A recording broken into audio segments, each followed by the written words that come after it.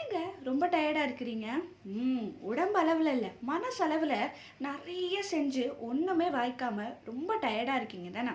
உங்களுக்காக தான் என் ஆண்டவர் ஒரு வசனத்தை சொல்லியிருக்கிறார். யாத்திராகமம் 14:14, கர்த்தர் உங்களுக்காக யுத்தம் பண்ணுவார், நீங்கள் சும்மா இருப்பீர்கள் என்றார். ஆமென். நம்முடைய வாழ்க்கையில நம்ம நிறைய நினைப்போம், நிறைய ட்ரை பண்ணுவோம், ஆனா எதுவுமே சக்சஸ் ஆகாது. இன்னைக்கு அதான் சொல்றாரு, தம்பி தங்கச்சி நீ செஞ்சது போதும், நீ உன்னுடைய பலத்துல செஞ்சது போதும், இதோட என் கையில கொடுத்துரு, நான் பார்த்துக்கிறேன்னு அவர் சொல்றாருங்க. அவர் கையில உங்க யுத்தத்தை கொடுங்க, அவர் சூப்பரா எல்லாத்தையும் செய்து முடிப்பார்.